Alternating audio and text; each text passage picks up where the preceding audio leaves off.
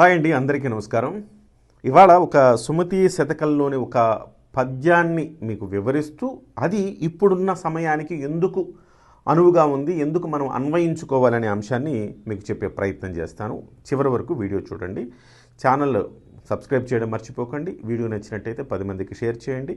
అలాగే మీ విలువైన అభిప్రాయాన్ని కామెంట్ రూపంలో తెలియచేయండి.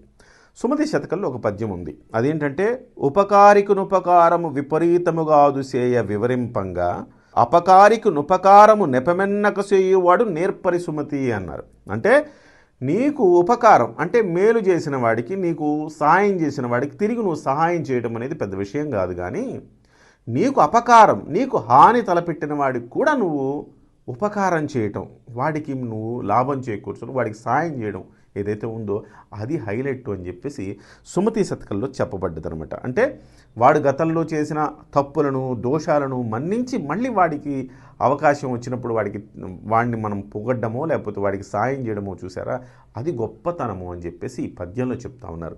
ఈ పద్యాన్ని మనం ఎందుకు ఇవాళ చెప్పుకున్నామంటే, మెగాస్టార్ చిరంజీవి గారి గురించి ఈ పద్యాన్ని చెప్పుకున్నాం. చిరంజీవి గారు ఆ రకంగా అపకారికును కూడా ఉపకారం చేశాడు. ఎవరు అపకారి? ఎవరంటే రామ్ గోపాల్ వర్మ. ఆయనకి చిరంజీవి గారు చేసిన ఉపకారం ఏంటి? ఉపకారం ఏంటంటే, శివ సినిమాకు సంబంధించి అది మళ్ళీ రిలీజ్ అవుతున్న సందర్భంగా శివ సినిమా గురించి మాట్లాడారు. శివ సినిమా గురించి మాట్లాడారంటే ఓకే, నాగార్జున ఆయన స్నేహితుడు కాబట్టి మాట్లాడాడంటే అర్థం ఉంది. ఆయన స్నేహితుడి గురించి 2 మంచి మాటలు చెప్పేసి శివ సినిమా చాలా అద్భుతమైన సినిమా, మీరు చూడండి, నాగార్జున గారు చాలా బాగా చేశారు, ట్రెండ్ సెట్టర్ సినిమా అంటే అయిపోతుంది. కానీ అలా కాకుండా రామ్ గోపాల్ వర్మ గారి గురించి ప్రత్యేకంగా ప్రస్తావించారు. చూడండి ఆయన మాట్లాడిన మాటలు ఒక్కసారి. మనం ముఖ్యంగా మాట్లాడుకోవాల్సిన వ్యక్తి రామ్ గోపాల్ వర్మ. ఆయన విజన్, ఆ camera angles, light and sound projection, దాని ప్రెజెంటేషన్ అన్ని అద్భుతంగా కొత్తగా అనిపించాయి. అప్పట్లో వావ్ అనిపించింది. ఆ రోజే నాకు అనిపించింది, ఈ యువ దర్శకుడు తెలుగు సినిమా భవిష్యత్ అని. Heads off to Ram Gopal Varma. మొత్తం శివ టీమ్ కి నా హృదయపూర్వక శుభాకాంక్షలు. దాదాపుగా అండి ఇది 1:40 సెకండ్లు, అంటే నిమిషం 40 సెకండ్ల పాటు ఆయన శివ సినిమా గురించి మాట్లాడారు. అయితే ఆ సినిమా గురించి మాట్లాడుతూ ప్రత్యేకంగా రామ్ గోపాల్ వర్మ గారి గురించి ఆయన ప్రత్యేకంగా చెప్పారు. చాలా అద్భుతమైన దర్శకుడు అవుతాడు అని ఆ రోజే అనుకున్నాను, చాలా గొప్పగా తీశాడు, ఇవాళ ట్రెండ్కి అనుగుణంగా ఆ రోజుల్లోనే తీశాడని చెప్పేసి చాలా గొప్పగా చెప్పాడు కదా వాస్తవానికి. అయితే అందరు అనుకున్నారు, చిరంజీవి గారే కాదు చాలామంది అనుకున్నారు, ఇతను ప్రపంచం మెచ్చదగిన డైరెక్టర్ అవుతాడు, భారతదేశంలో నంబర్ 1 డైరెక్టర్ అవుతాడు, మన తెలుగోడి పరువును పతాక స్థాయికి తీసుకెళ్తాడు అని అనుకున్నాం. కానీ ఇలా దిగజారి చేస్తాడు, సమాజంలో ఒక చీడ పురుగులా మారతాడు, ఇలాగా 4 గోడల మధ్య జరిగే ఒక చిల్లర వ్యవహారాల గురించి బయట మాట్లాడుతూ ఉంటాడు, ఆడవాళ్ళ అంగాంగ ప్రదర్శన గురించి అంగాంగాన్ని వర్ణిస్తూ ఇలా చీప్గా మారిపోతాడు అనేసి ఏ రోజు కూడా ఎవరు అనుకోలే. కానీ అలా మారిపోయాడు.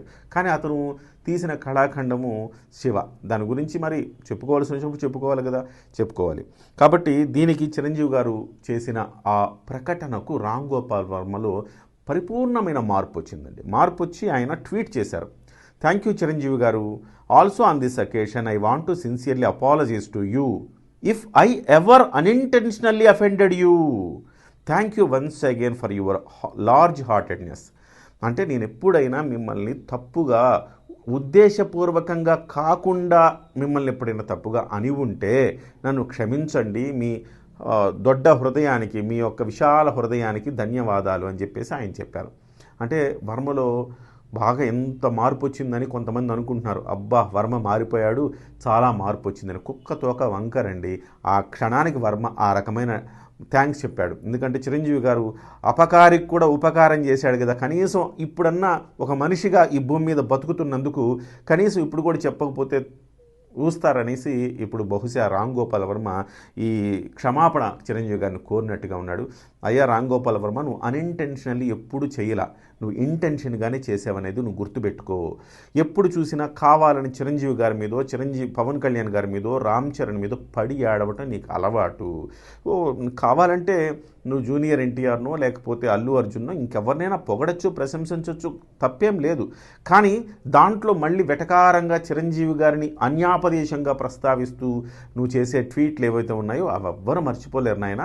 నువ్వు ఎప్పుడు అంటే ఊసరవెల్లి లాంటి వాడివి, ఏ క్షణానికి ఆ రంగులు మార్చేవాడివి, కాబట్టి ఈ రకమైన క్షమాపణ చెప్పావు. పెద్దగా విషయమేం కాదు.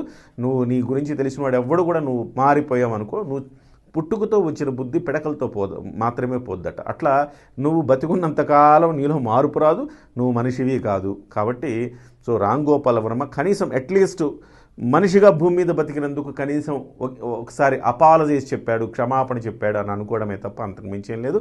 కానీ ఇక్కడ మాట్లాడుకోవాల్సింది చిరంజీవి గారి గురించి. అపకారికి నుపకారము చేయడం అంటే ఎంత గొప్పది.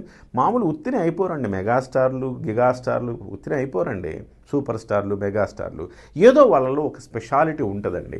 సో అందుకే వాళ్ళంతా కూడా అంత గొప్పవాళ్ళు. కాబట్టి అలా కాకుండా చిరంజీవి గారు అలా ఆలోచించకుండా వీడు మనల్ని ఎప్పుడు ద్వేషిస్తూ ఉంటాడు కదా, మనం ఎందుకు ఇతని గురించి చెప్పడం అని చిరంజీవి గారు అనుకుని ఉంటే చిరంజీవి గారు కూడా మామూలు వ్యక్తి అవుతారు.